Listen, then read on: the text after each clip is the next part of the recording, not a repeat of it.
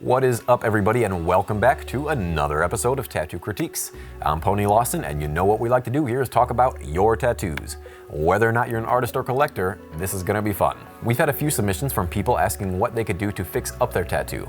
Not exactly covered up, just what they can do to make their existing tattoo better. So let's check them out and see what we can do.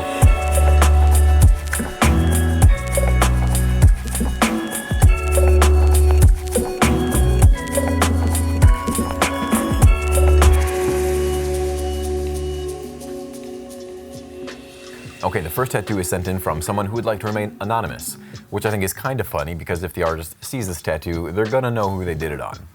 Regardless, we'll just call you Steve for today. So Steve, you sent in this beautiful tattoo of a phoenix and you said you have an issue with its upper wing. To be honest, I really don't hate this upper wing. I could see why you maybe don't like it right now, but once you get going on this sleeve and get some things above that, I really don't think you're gonna dislike it as much as you do right now. I know it seems like there's a lot of black happening up at the top right now, but again, once that's filled in with other tattoos and you've got some other images to kind of pull away from that wing, it's really not gonna look so strong and in your face. Because the rest of the tattoo is beautiful, I really don't see anything that I would change with everything else. There are a few little pieces that kind of got away from the artist, you know, a line here or two or a shade. That's nothing that they can't fix in the future or have another artist kind of just touch up on. And I'm pretty sure I know what the artist was going for here, and that's giving the illusion of depth by sitting that wing behind the phoenix.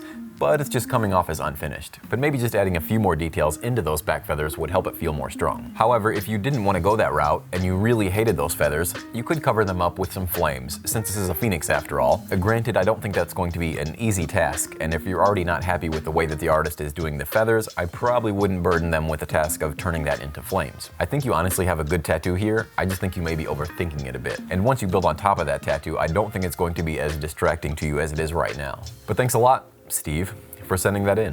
All right, the next tattoo sent in is from Sarkany Roland. And Sarkany, you sent in this little death moth that you said could use some fixing near the bottom of the tattoo where it had a little bit of a rough heel. You mentioned that this tattoo was about a week and a half old when this picture was taken. And if you look toward the bottom of this tattoo, you can see some gray areas happening around those back legs. And that, my friend, is a blowout. A blowout is ink that's deposited under the skin that travels away from the tattoo. Whether it's from thin skin, the ink is too thin, or the artist went too deep. These are just a few reasons how blowouts can happen. Now, since this is in your ditch, or the inside of the elbow, the skin is already going to be a lot thinner than everywhere else. So you're already at risk for blowouts simply because of the location. Now, this is something that an experienced artist can work with and avoid, but it is very easy to happen on that part of your arm. Now, there are some other parts on this tattoo that I would tighten up, but since this is the part that you were concerned about, let's talk about that first. Now, I know you'll initially want to cover it with some background shade, but that can go awry real fast. Adding dark shades to the bottom of this is only going to muddy things up. Now, since the only other color in this tattoo is purple, I would suggest adding a contrasting color. In this case, yellow, to help mask that blob. However, yellow alone is not going to do the trick. You're going to want to use some supporting colors as well.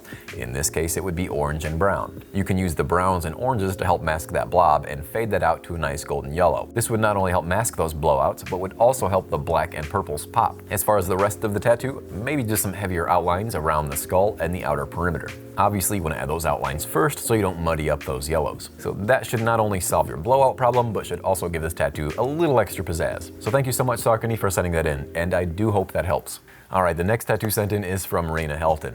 And Rena, you mentioned that you traded this tattoo for a DVD collection of Happy Tree Friends. Well, I would say that the artist probably made out in this case. We just checked out how much Happy Tree Friends Season 1 just went for on eBay, and it was going for about $70. So I'd be hitting up that tattooer again, because he owes you some work. Let's just hope he got a little better on his line work. However, I think you're in luck because I do think this tattoo is absolutely salvageable. Because the structure's there and all it really needs is a little loving. I would honestly keep this thing pretty simple. Fresh outlines, a little splash of color, and we'd call it good. Because this is a cute tattoo, and I think it would look great if it were just done well. Maybe adding some pinks or magentas along with some heavy, strong line weight would really take this thing a long way. Thanks a lot, Rena, for sending that in and letting me talk about it. Okay, the next tattoo sent in is from Laura. And Laura, you sent in this yellow dragon that you asked the artist to incorporate an Enso symbol, and this is what he gave you, and you're not too thrilled about it. And for those of you unfamiliar, the Enso is a Zen Buddhist symbol that is generally drawn with one fluid stroke. But if we look at the symbols on the dragon, you can clearly tell those are two strokes, and I wouldn't even be able to tell those are Ensos at all. They honestly kind of look like ringworm. I think the best route for you to go is to play on the colors that you're currently using. If you want to try to keep this a little more soft, I wouldn't suggest going the red or green route. I do like the yellows that you have. Maybe turn them into some sort of like orange creamsicle-y color to help mask the reds that are on there.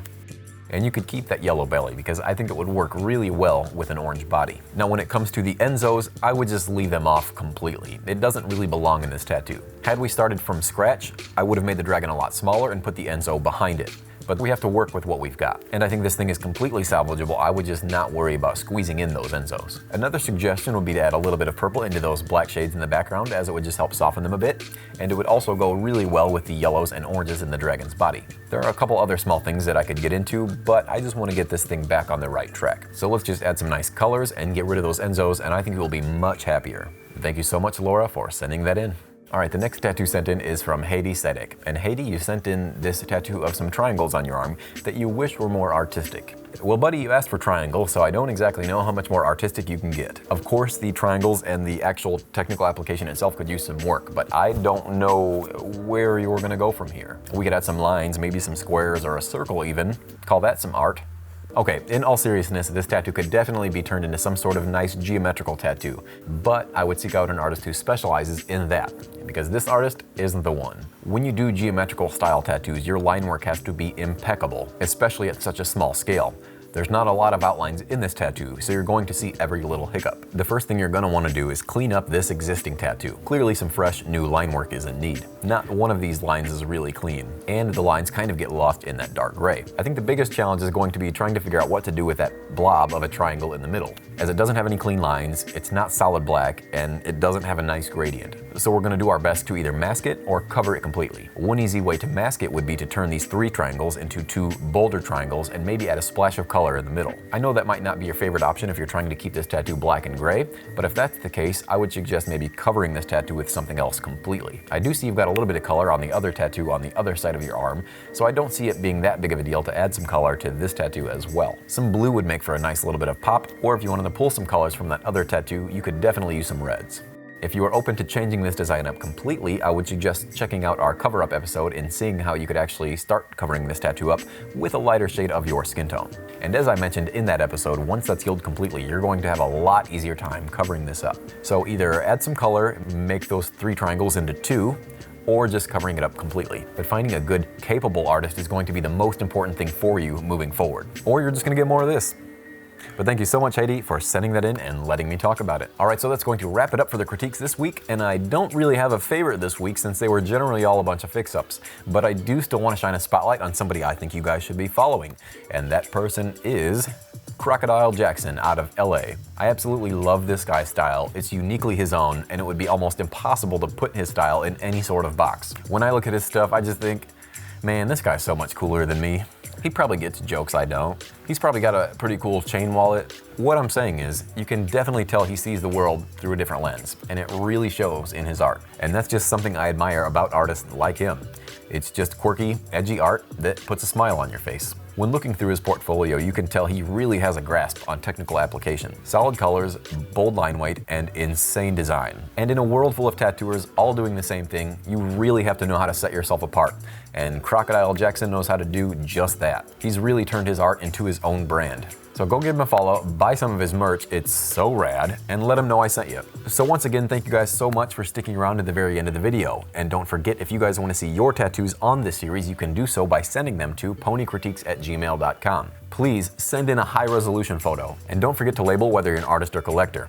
Thanks again, and I will see you all next week.